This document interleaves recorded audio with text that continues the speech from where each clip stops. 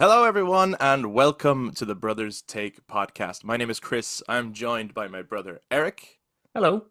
We won't have Adam for the next few episodes. He's away again on his trips to China for work.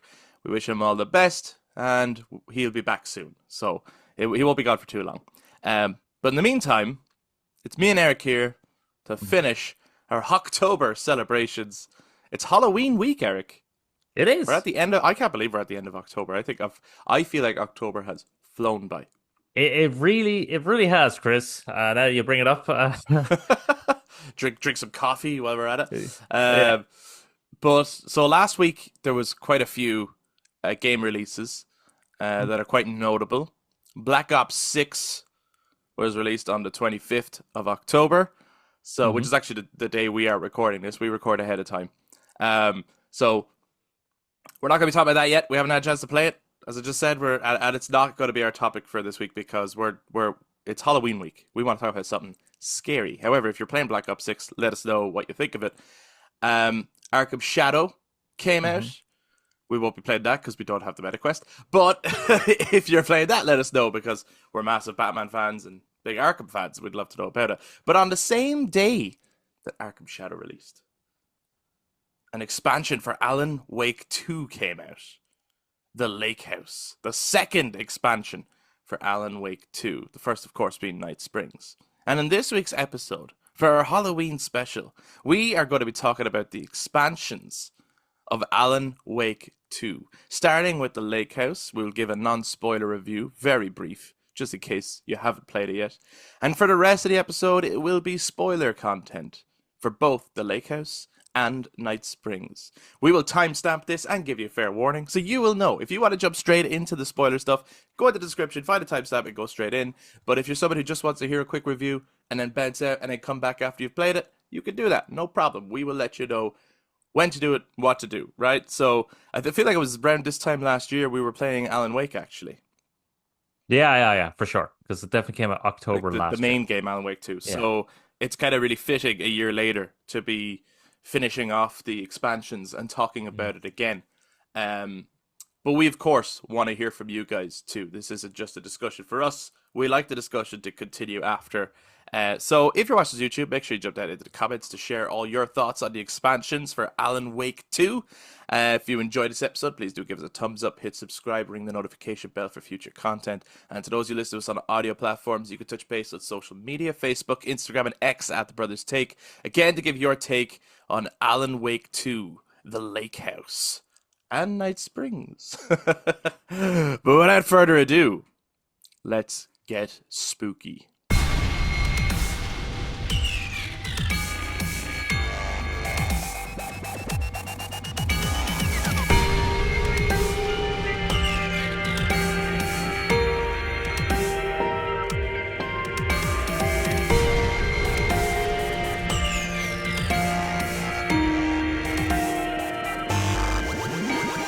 So, Eric, Mm-hmm. The Lake House. Yes. Just to be fair to people who haven't played it yet, a very quick non-spoiler review. What did you think of The Lake House? I thought definitely more in tone with Alan Wake 2 in comparison to the Night Springs. Um, I actually very tricky, actually. Okay. Quite kind of difficult. I died a few times for sure. I was playing on normal difficulty. Maybe that's probably what it was. But I thought it was really like a nice blend between Alan Wake 2 and Control, which when you Okay. play the game, you'll understand what I mean by that. But I actually really enjoyed it, and it didn't overstay its welcome, I don't Hmm. think. Yeah. Um, if you want to get on with it, you can, and you can probably finish it very easily. But if you want to do some exploration in the area of the lake house, you can do that too. There's no problem, like to extend it out. I nearly got all the trophies in one go. Nice. You did a Yeah, yeah. good bit of exploring then. I got a bit of exploring. Yeah. My God, did I end up having very little health and ammo for the end? I died so many times at the end, but I really enjoyed it. I just kind of hammered through it. I just wanted to finish the what do you call it? The investigation because there's a mystery to it. So I Hmm. wanted to kind of find out what happened Yeah, in it. So that was a good motivator as well to keep you going. And I liked the character of Kira. That's her name, isn't it? Kira Estevez? Kieran Estevez. Oh, right. Sorry. Um, Um, yeah, I didn't actually. fair enough. I didn't like her very much, and I don't think it was. And it's not the fault of the actor. I think the actor's good, but I personally felt that her voice acting in the moments took me out of the experience Okay. because I've just felt like, and I had a similar experience with in the main game with Saga at times where I was going, you are not reacting the way a normal human being would react to this shit.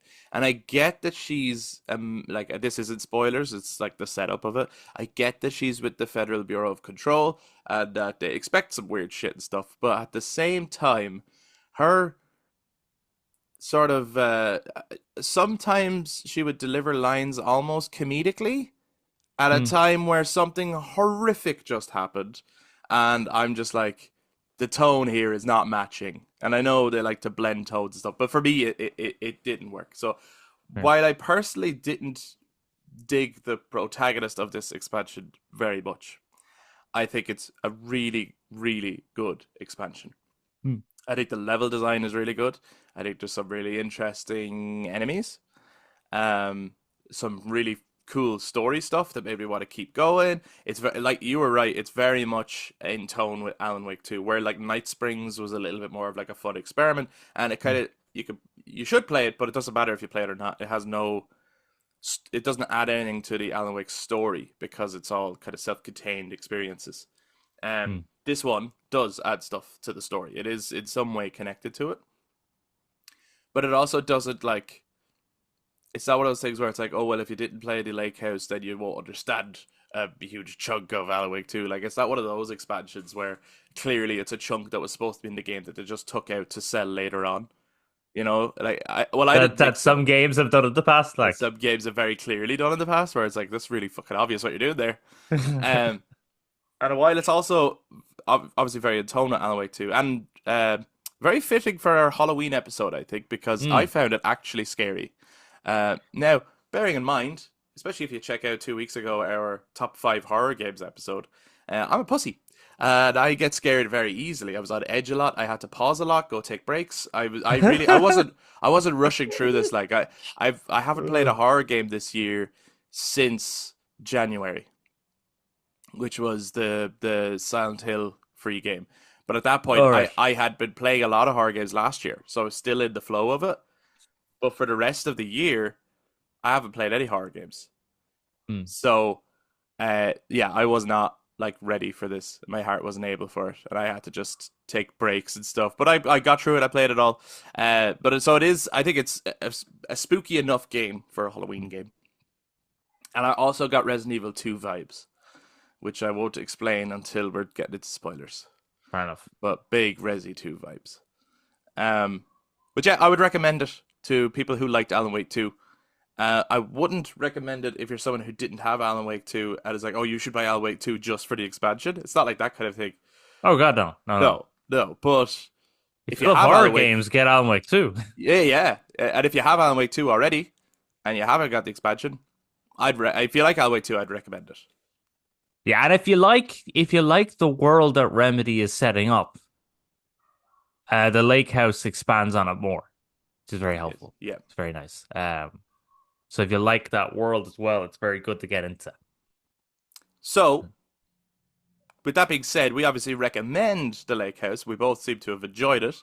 Hmm. Shall we get into the spoilers as to why we enjoyed it, Eric? No, we'll just Nah, end it we'll there. end the Yeah. episode there. Thank you very much for coming. Yeah. So, guys, that is your spoiler warning. We're about to get into spoilers for The Lake House. So yeah, if you've played it, make sure to stick around and hear all of our in-depth thoughts on it, and then obviously share your own thoughts. If you haven't played it yet, this is your chance to maybe duck out, check it out, and come back to us. So, Eric, where do you want to start with this? Or will I just explain my my Resi 2 comparisons to get us going. Yeah. Explain your Resi 2 comparisons. That might be a good starting off point because we've both played that, and I'd say a lot of people who are listening probably have played that as well. So it's a good. It So paints the picture. yeah, hey, paints a picture. Oh my God. Look what you did there. So I got major Resi 2 vibes playing this game, which I really liked. Um, because I felt like I was in the nest. You know, Ah, at the yes. end of Okay. Resi Yeah. 2, the facility, the nest, and it has different levels, and you've seen like dead scientists everywhere and stuff. And that, like, this to me was a Resident Evil lab location. It was very much an umbrella facility almost. Mm-hmm. Um, and I liked that it was, on the surface level, it was a lake house. But the deeper you were going down into this deep facility, you were actually going deeper down, like in line with the lake as well. Mm. And you're also like, thematically, it's cool because you're descending into like the madness of this The couple situation. who Yeah. were competing with ideas, and being driven mad by their own sort of Ego. wants and needs and egos, and I thought that was all really really cool. Mm. Um, so that's basically where I got the Resi 2 vibes from. I just even like the scientist people who had been taken over was very like Resident Evil almost, it felt like zombies kind of a thing. But they're not the only enemies in this, are they, Eric? Fucking. No, they are not. What did you think of the new enemies, which is like Slenderman and Jackson Pollock had a baby? Uh, um, Easy to defeat once you get the Black Rock launcher. Of course. Which is the only way to beat them, isn't it? This is the only way to beat them. Hmm. But annoying when they just kind of pop out of the wall and like take most of your health away. Yeah. Yeah, and there's no like when that did happen, there was no tell that it was about to happen. I remember Mm. getting a key card. I think it was when I got the number two one, and I was going back to a floor that you didn't have to go to, but I just remembered there being number two doors there Yeah. to like, okay, I'm gonna go and collect more stuff, and it just popped out of the wall, grabbed me, and the health was going down, and then the X would tap up, and I Yeah. was like, holy shit, like that gave me no warning at all, like. No. And it happens on floor 4 a lot. Right. And it's really tight areas. So like there's really no way to escape it, I don't think. So they're cool, they're scary, they're creepy as fuck, they're They are annoying. scary. They put me on edge. The in the boss fight at the end, Mm. and then, well, I was playing on story mode because I'm a pussy, and also I was really conscious. I had a very limited time, and I was like, we I know we're planning on talking about this, and then I'm away for the whole weekend, so this is Yeah. like the only chance. So I was like, I want to make sure I actually beat it, or Yeah. otherwise we might not have an episode, or or I'd be asking you what happens in it, and it wouldn't be a two-way Right. conversation like it. So so I don't know if there's supposed to be more at the end, but there was the one showed up at the end for me for in the boss fight. Is there supposed to be more than one? I think there might be more than one. Okay, She I had wrecked no me. I had no ammo Oh, did you not? for the Black Rock Latcher, so I had to just avoid the thing and shoot her. And Fuck. so I had a sense of like, even though it was easy, because it was, I have to say this, like where you said you died a few times, like there's a considerable jump. I think I didn't die at all, and that's not down to skill. That's down to just story mode is pretty much a cakewalk. It's more to experience the game rather than to actually like challenge yourself. Um, but he added an element of fear then to that boss fight for me because I couldn't kill him and he was constantly coming at me, Hmm. and so I was trying to shoot her and avoid him at the same time. So it kind of worked. It was a good dynamic. But you were saying she wrecked you. Is she like on the proper I difficulties? Is she like really hard? because of the fact I went to did you go to floor 4 by any chance? I did, yeah, yep. Okay. I That went, I went floor everywhere, man. that floor wrecked me. Absolutely just took away nearly all my resources. So I had no health items. And my health was on yellow against her. Two Right, hits from her and I was dead. Jesus. So I was like dying so many times. I had to try to run away from her to try quickly, like I'd quickly open up all the different ammo boxes around the area, but then I wouldn't have time to pick up anything because she'd just be right beside me killing me. So I had to like keep running and get things Jesus. and then try to heal myself and then keep. It took me so long. I was actually annoyed with that fight by the end of it because I was just like, ah, And it was more from I suppose if you had done that fight with full health, you probably would have had a much different experience. yeah, it would have been fine then. But Yeah. That, yeah, we'll stick on the, because otherwise I'll jump around too much. The boss fight there. Um, I was really like, I thought it was really cool when it was him and we were looking for him, we were ready to fight him, and then she pops up and just like kills him and like mm, crushes his face with a brick, yeah, and it's her that we end up fighting. But because it took me off guard. I was at first I was like, oh, maybe there's not going to be a boss fight, and that's just like, I kind of, in a way, I was like, yeah, it's fine, let's do a boss fight. But the boss fight is actually typical. It actually surprised me when the boss we were going to fight got killed in such a shocking mm. way that I was like, oh shit, like they're messing up my expectations here. And then we had the fight that we would have had with him anyway, so it was sort of like, ah, well, okay, yeah, I'll kill you and turn off the switch.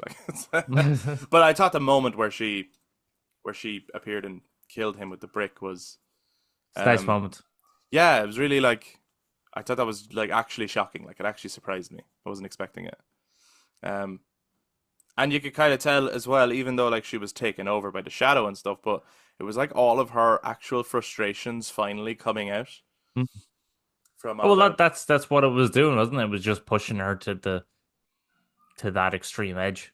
Yeah, yeah, because this whole expansion is really the story of these two scientists, isn't it? Yes. So they're married, um, but he's cringy and she doesn't like it. Isn't that No. right? And they have two very different. Oh yeah, the three S's was so funny at the start. Uh, Censorships, but they were running two different experiments, right? With the art, or well, to study the lake, yes. Yeah. So one of them was using the painter. That was his experiment. Yeah, that got fucked. Yeah. And then she, what I was picking up was, and I was really interested in this, and obviously the game is more about the art part, like the Mm. paintings part, but I got really fucking interested when they were talking about the like machine that was trying to replicate Alan Wake's writing and wasn't understanding it. Do you know that they find in all the writings and stuff? Right, the room of typewriters. Yeah, oh, yeah. It's like the fucking Simpsons thing with the Yeah. monkeys. This is 1,000 monkeys working at 1,000 typewriters. Soon, they'll have written the greatest novel known to man. Let's see.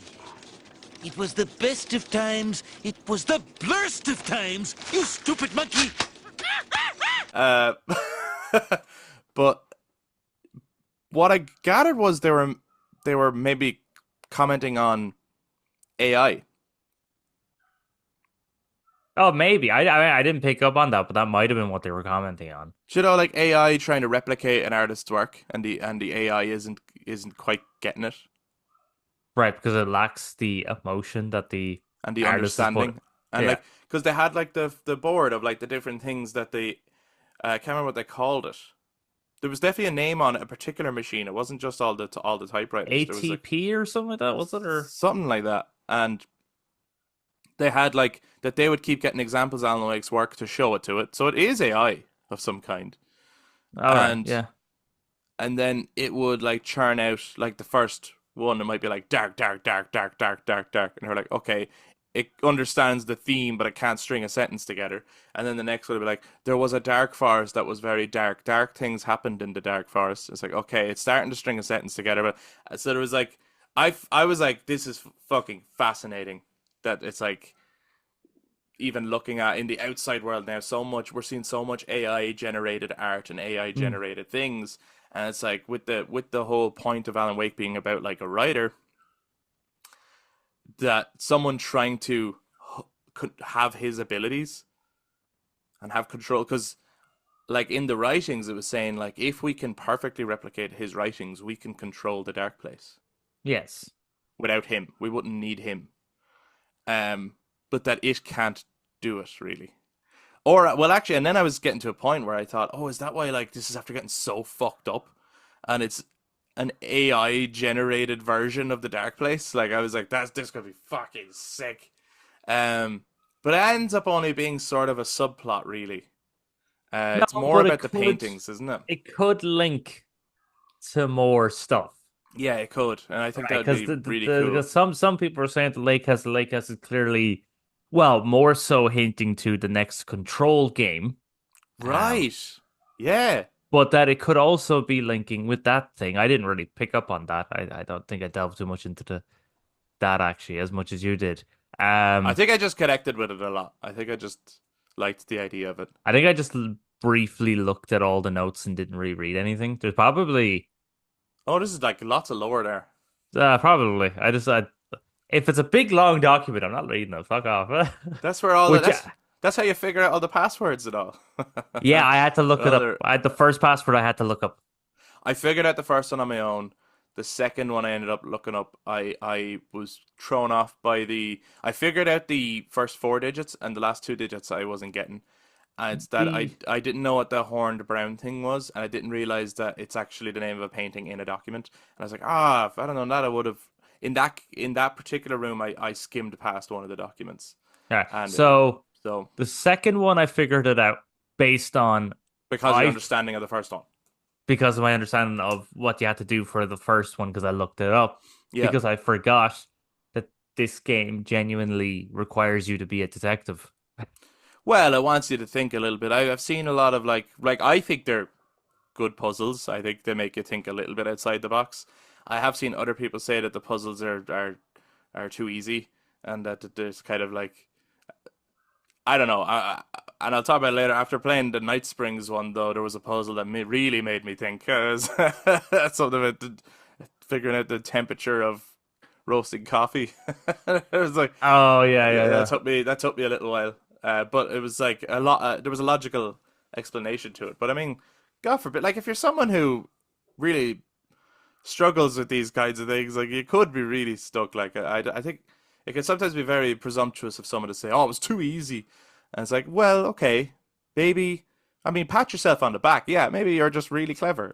But for some people, might actually struggle with it. So Yeah, because you know. I mean, like, if we just to jump away from the Lake House for a second, but like, you take some of those like cult stashes from Alan Wake 2, where you genuinely have to do mathematics Mhm. to solve it out, and you're just like, but you know, if no you're good at maths. yeah, if you're like, if you have dyscalculia, or if you're no good at maths, or you Yeah. don't have time, you know, like it's quite. I look it up. Literally, all those maths puzzles. I was like, even Stellar Blade actually has maths puzzles, and I was like, does I'm it? looking this up. I don't have time.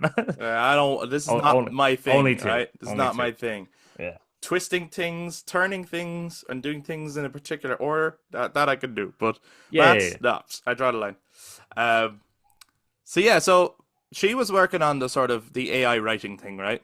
Hmm. But he was working on the painting thing, Yes. and he had what was his name, Rudolph Lane. Rudolph Lane was the artist. So they were both trying to control Dark Place through artists, not knowing that the Dark Place controls the artist. Yes, and the more Rudolph Lane was getting pushed, the more it like drove him crazy. Yes. So what I'm gathering was, from one of the videotapes that you find, he actually did end his own life on a canvas. Yeah. Because they said they found him and he poured all of himself into it, literally. And then as a result, he was actually manifesting inside the painting, which is the painting that you have conversations with. Yes.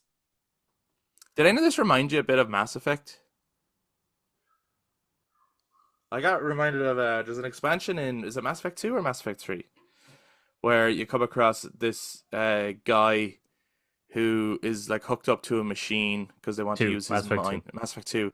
They want to use his mind or whatever, and he just wants to die, and he's just a tortured soul, and it's quite a sad thing, actually. Yeah, that's quite actually a horrific. It's a horrific story. It's a horrific It is moment really when you horrific. actually meet him. And I kind of got elements of that with the painting, and even like the end of the quest is to, or the end of the story is to shut it down, like to actually let him die, to end his suffering. Now that you mention it, yeah, it's very like that. I didn't get that at the time, but it's definitely very like that story actually. I think the splattered paint everywhere was very Pretty effective. cool. Yeah, it's pretty cool. It was actually scary. Do you not think so? No, well, it was when I realized those things can pop out of any of them and grab you and kill you. Exactly. Like that's where I added the Became a and case because it was really effective, I thought, because of the way it's splattered. It's like it's sort of like the illusion of blood, but it's not. but it's not blood. So yeah, I thought that was really, really effective. Considerably scary. But you liked Kieran Estevez? Yeah, I liked the fact that she lets you delve into how a normal agent approaches this situation and the protocols and all that sort of stuff. Because last time you're dealing with the control, you're dealing with Jesse Faden, who's flying about the place and lifting things up and launching them with her telekinetic powers and blasting all the enemies. So she's completely new, so she doesn't have any experience to how the FBC deals with things. So then having Estevez dealing with it, I thought was very interesting.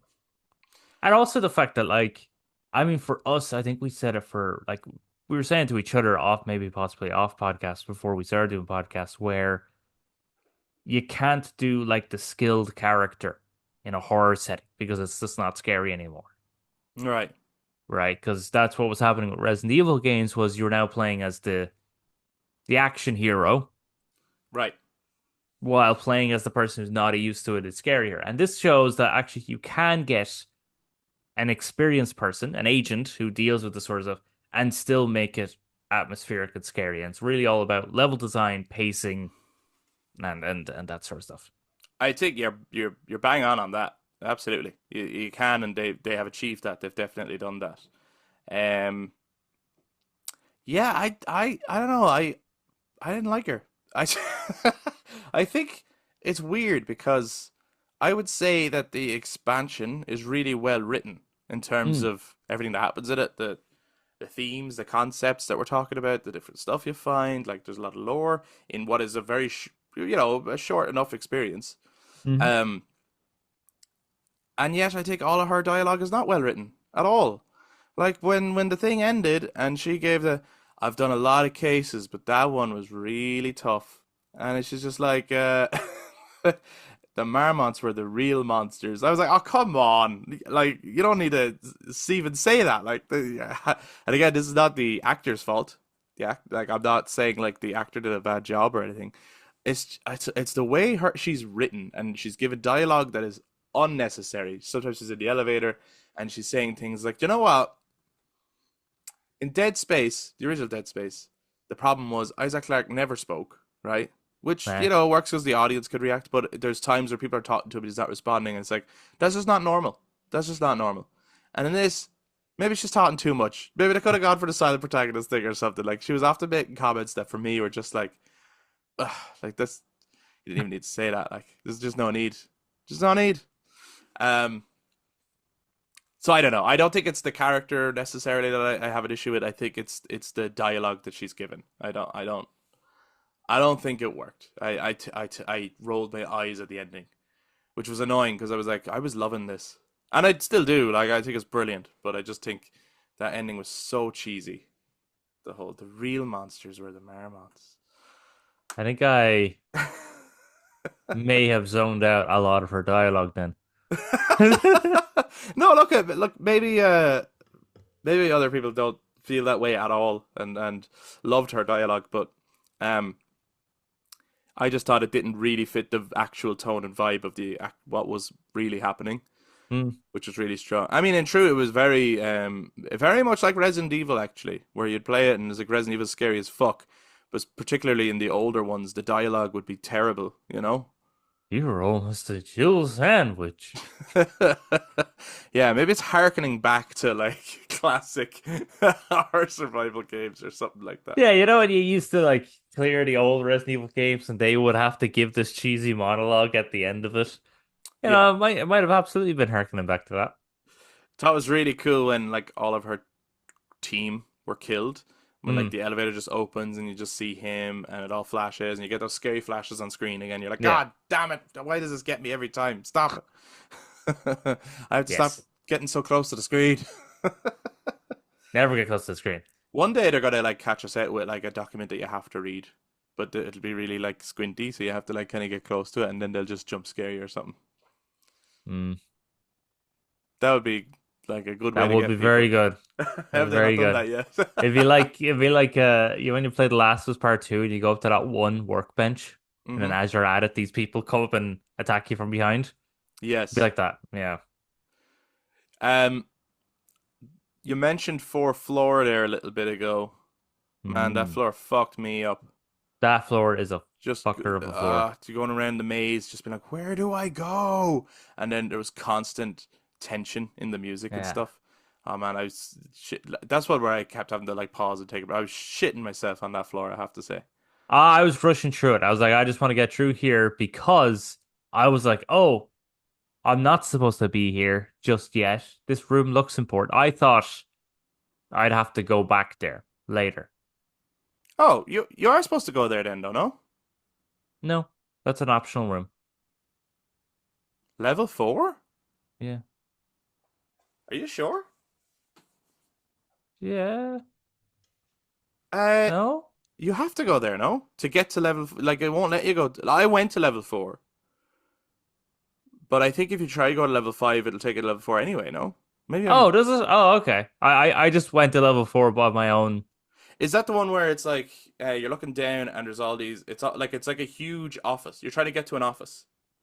Yeah, there's an office in the center of the room and there's all filing cabinets, but then when you go down the stairs, It the shifts into a maze. it shifts into a maze. You definitely have to do that one.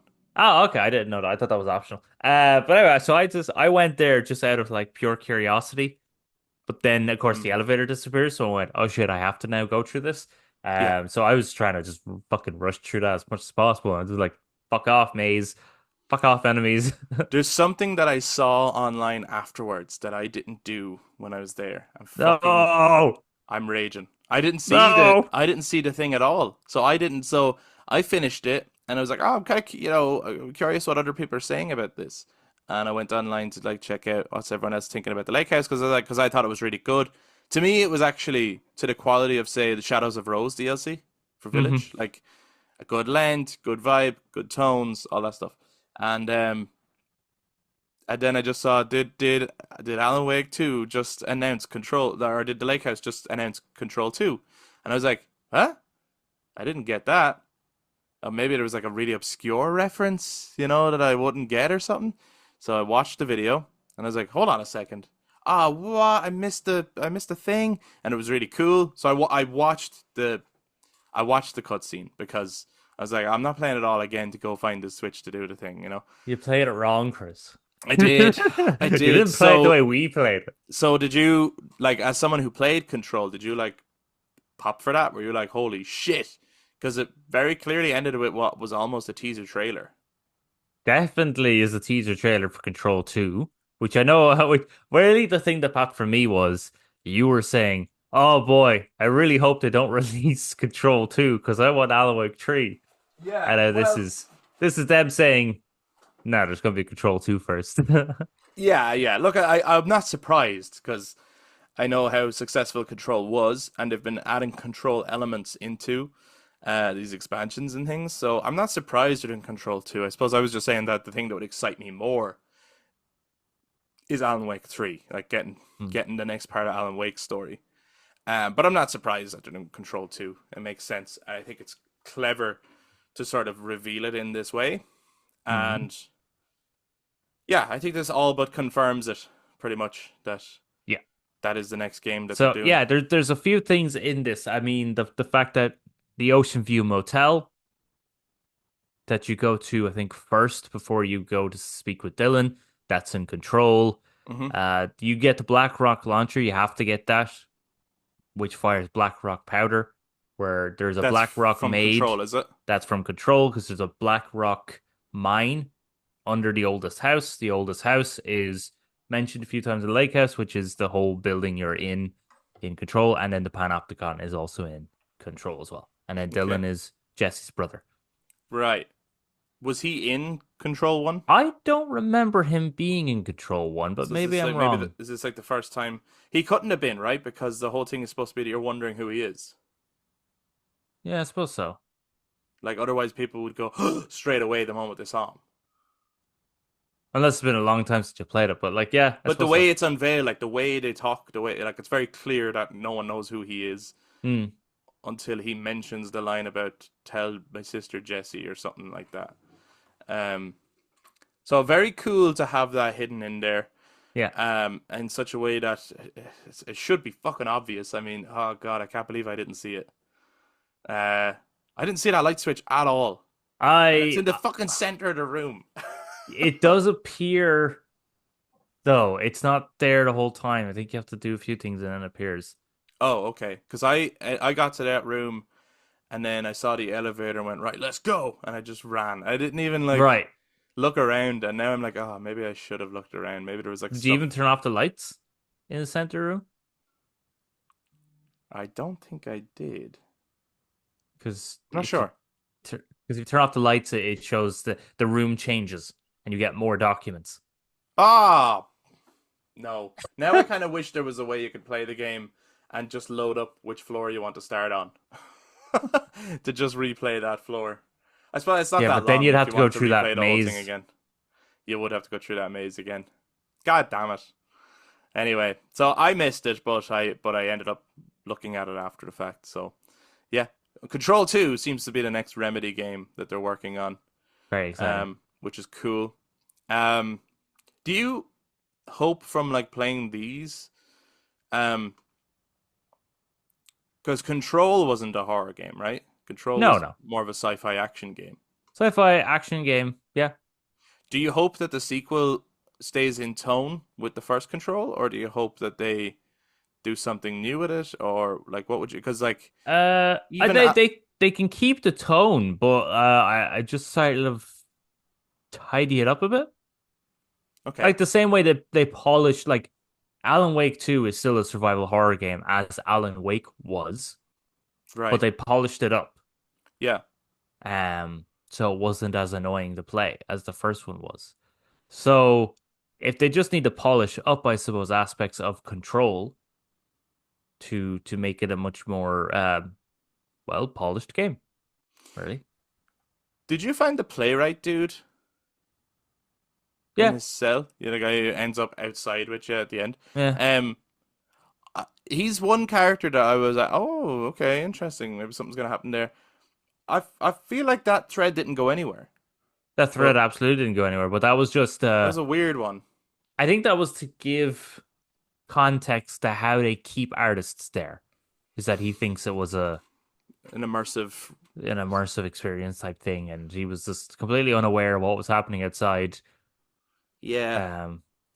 Was he brought in by her project to replace the AI maybe or something? Or I don't really know where he's the only question mark I have. I don't know where he fitted into it. I don't know who brought him in. I don't know. Well, because he's in the cell next to Rudolph Lanes, I'd imagine he was brought in by Jules. Right. And he was probably just using another artist. But Rudolph Lane was probably just better. Yeah, and had now taken over the place. Yeah. And it was that, right? Like, Rudolph... Well, no, the Shadow took over. But through Rudolph Lane's art. I suppose, yeah. Or did it? I don't know, because, like, at the end, she shuts down the experiment. And that's what saves everything. And it's about, like, letting him die. So...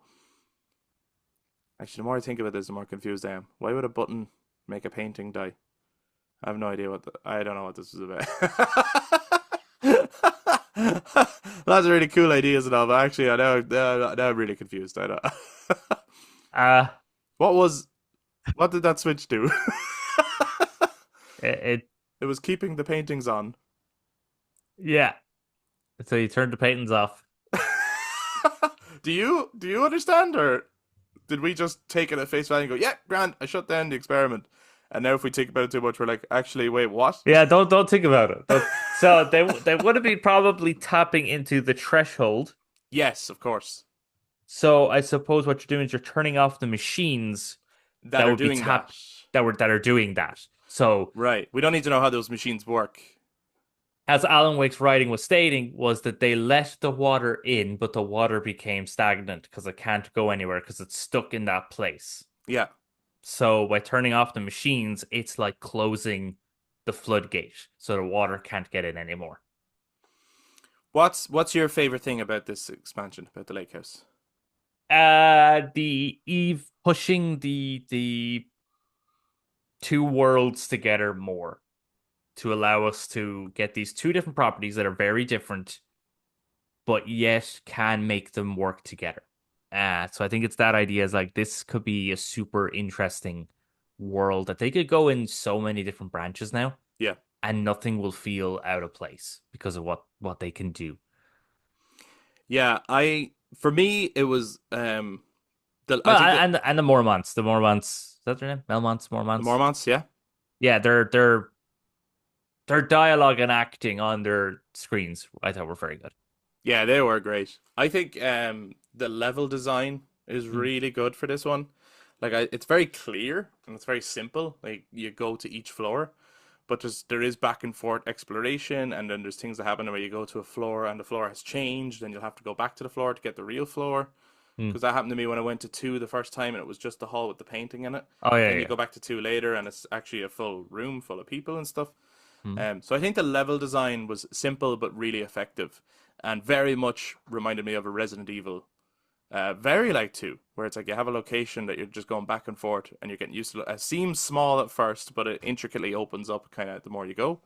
And would you also compare it to a Metroidvania? I mean, a little bit, but Oh. I'm slowly figuring out what that means. actually, there was Metal Gear Solid. There was Metal Gear Solid vibes with the leveling up the key cards to open certain doors and stuff. But is that also based off that Metroidvania idea? It is Okay. yeah. Metal Gear Solid is a Metroidvania. Alright. And then the other thing I really liked was I thought the music was really good. Like, it was particularly scary, and at times, like the sound design in the music would make it would do that Inception thing of the big fog horns and stuff, and like it was very, very effective. So that is to say, if you have Alan Wake 2 and you have not yet upgraded to the deluxe edition, I think we would both highly recommend it, especially if you liked Alan Wake 2, because the Lake House is a really, really good expansion and a nice, spooky, scary time for Halloween. So go play it. Lots of walk around the dark with your light switch and monsters and things like that, and a nice, creepy story that maybe we don't fully understand yet, and people can explain it to us better if they want. But there's a lot of lore to read into as well. If you collect the notes, go looking for it. The other expansion that you get in the deluxe edition is Night Springs, which we did a non-spoiler review for Night Springs. Yes. When it first came out, and we never went back to it because I hadn't actually finished it at the time. And after playing this, I went, you know what? I'm gonna jump into the other. I'd only played the first episode back then, so I've now played the other 2. So now we're going to talk spoilers for the Night Springs episodes too. It's a long time coming follow up to that non-spoiler review way back, but it seems fitting to do it at this time. This is sort of a spoiler cast for the expansions of Alan Wake 2. Do you prefer Night Springs as a DLC to the Lake House? Oh,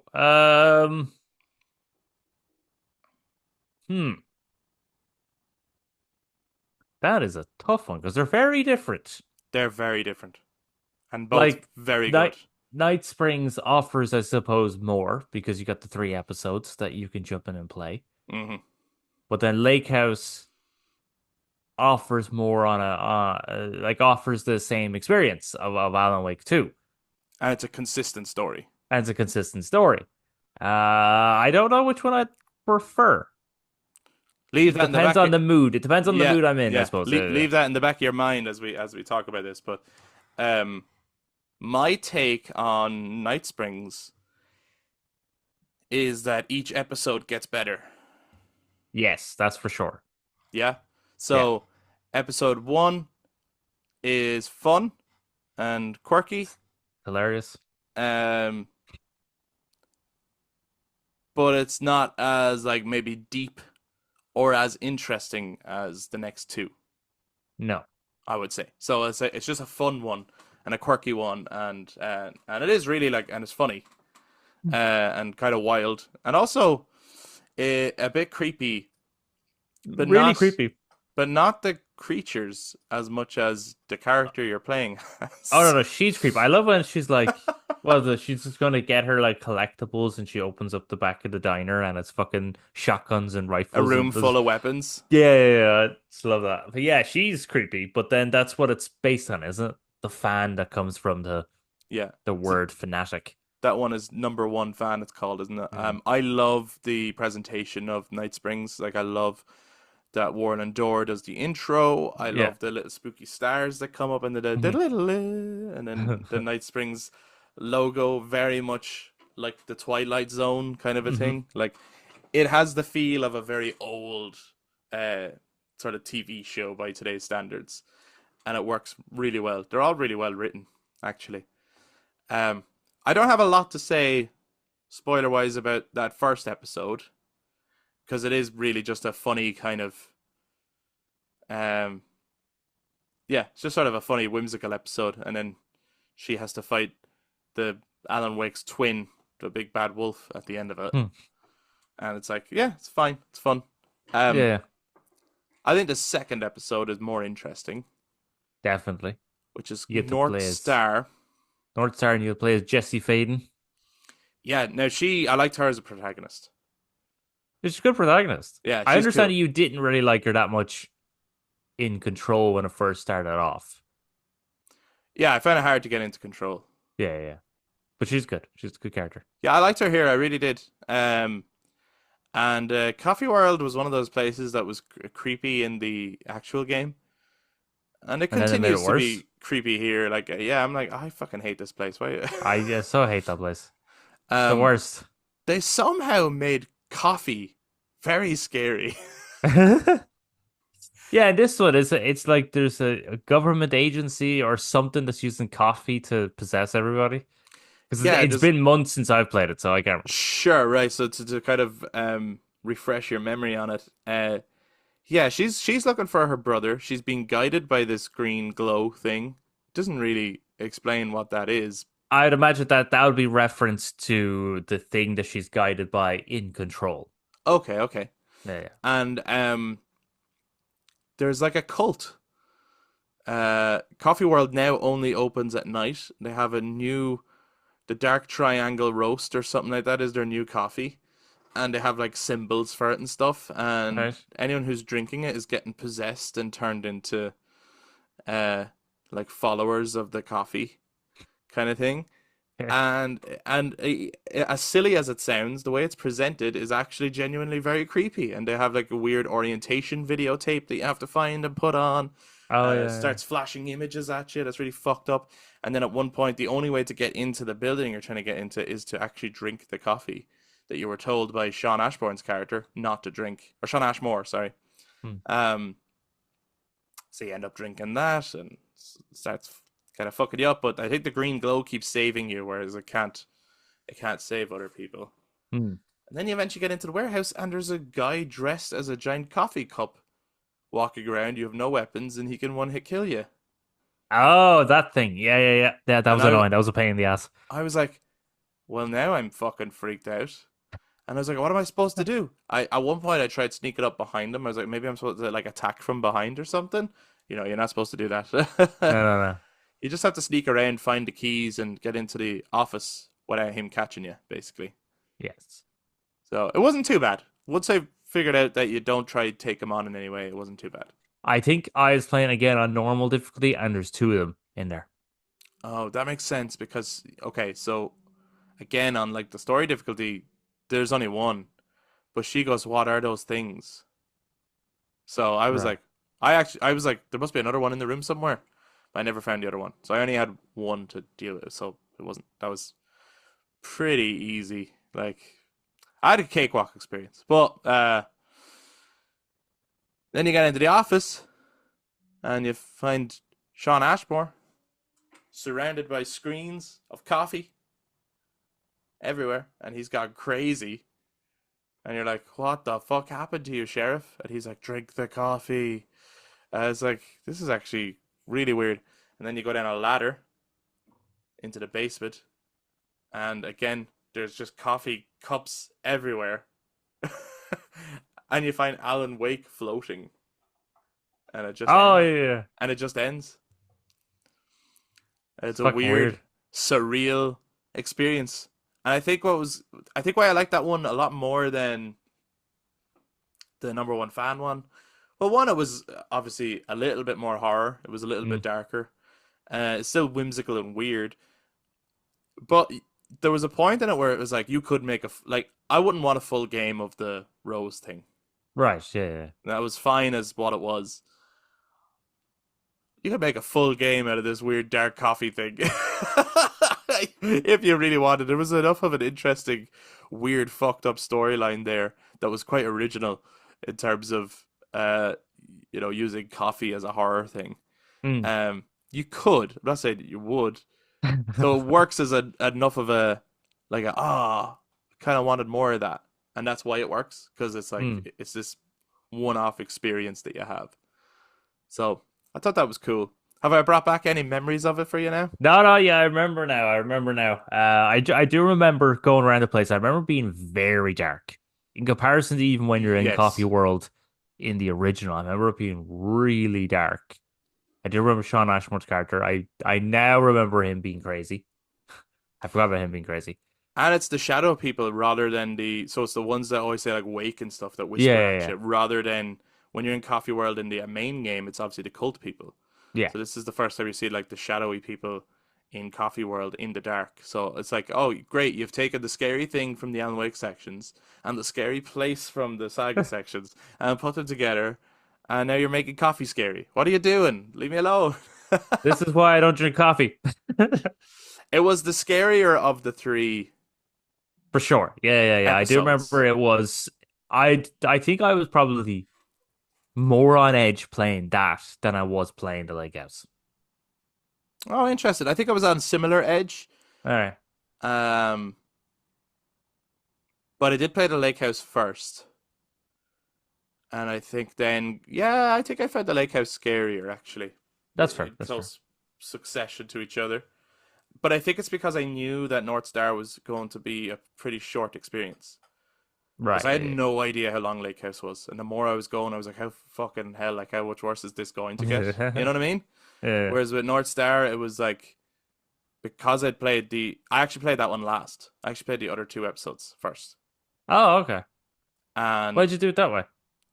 I think I was more after playing the Lake House. I had a feeling Timebreaker was going to be a lot lighter, and I needed something a little bit Okay. lighter first. Right. Yeah. And I'd already when I initially was playing it, like back when it first came out, I played the first episode first because I was going to play them in order, Mm. and then something else must have come out or something, but I ended up going on to other games and didn't go back to it. And then after playing the Lake House, I was like, I should really go back and play those other two episodes. And so I jumped into the third one then because I was like, I need something a little bit lighter. Which we'll go on to now. Timebreaker Mm. with Sean Ashmore's character, Tim Breaker. Yeah. This one's genius. This one is so fucking good. It's actually definitely amazing. the best of the three. This is another one where I was like, man, this could be a full game. Yeah. And I'd play the shit out of it. It's awesome. It's so well. Wait, no, you're not playing as Tim Breaker. No, you're you? playing Sean Ashmore. Yeah, you're playing as Sean. You're playing as Sean. You're playing Sean as Ashmore is the playing actor. Sean Ashmore as he travels across the multiverse Yeah. where different Sean Ashmores are being killed by Warland Orr. Yes. It's a super cool concept, and then it gets even cooler when not only do they keep changing how he looks and changing like the tone of the game you're in, Mm. but then it starts changing genre. Yeah. Like, so is it? Oh well, it starts off as sort of the meta Uh, thing of like he's acting, he's talking to Sam Lake, mm. um, working for a company called Poison Pill Productions or something like that, and their logo is the very same as Remedy's logo, and it's like that's fantastic. Um, and then of course the first level or the first like multiverse level that he does is very much like the Alan Wake game. He's in the Yes. dark in the forest with the torch. Then the next one is all black and white, and he's in the hotel, and there's kind of vibes of a 1950s noir kind of thing or something. Um, but also I got like The Shining from it or something. I don't know. Sure. This Yeah. like Yeah. hotel you can't escape. Then after that, he's a comic strip, I think, Yes. and it's all done. And he, He's talking to Jesse Faden, isn't he? yes, But she yeah, doesn't work for the Federal Bureau of Control. She works for something else this time. yeah, the Ripple Effect something or Ripple Right. Effect Corporation or something like that. The REC, I think it is, or something like that.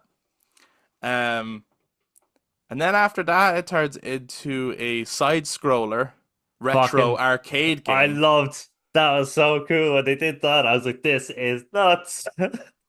Then after that, I it love turned that. into a sci-fi like plane of existence. Oh yeah, the kind of like asteroid looking map, wasn't it? Yeah, yeah. Yeah.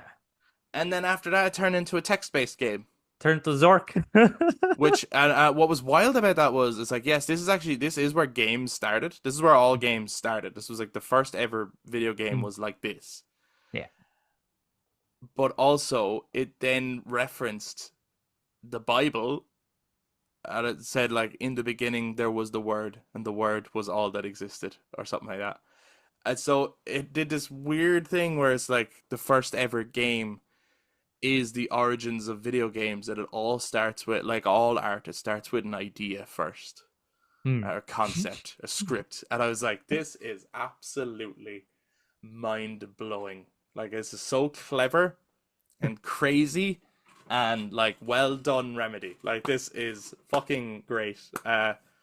Yeah, I was really impressed with it. And then when it just ended, I was actually like, I had to look up. I was like, is there multiple endings to this? Because there's different choices.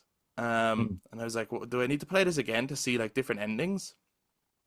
Apparently not. Apparently there is different choices as to how the story plays out, but there's Hmm. only one ending. All right. Yeah, like I was Yeah, and he refers to Alan Wake as a particular title, doesn't he? master of many worlds. Yeah, so to get that to reference that title, Mm-hmm. Alan Wake refers to himself as the master of many worlds at the end of New Game Plus. Wow. Yeah. Wow, wow, wow, wow. And I feel like there's a bit in it as well where it talks about, obviously these are only for fun, but I think there is some like No, I think they are hinting at they're because hinting at stuff, right? So there's a in the comic strip one, right. they talk about Warland Door's backstory. Yes. And I don't I while that might not, well, they call him the master of many worlds at this point. And they say he's been alive for thousands of years, and long ago he found the threshold. And it Hmm. has allowed him to journey between worlds. Hmm. And while this is only like a fun episode thing, I think there might be some truth to that. I think this Warlord No, Door I character is no, exactly that. I think this is hinting at much more that like that Jesse Faden in REC Mm-hmm. is like real. But then you have Jesse Faden in control. But then you also have Jesse Faden who went to the coffee world.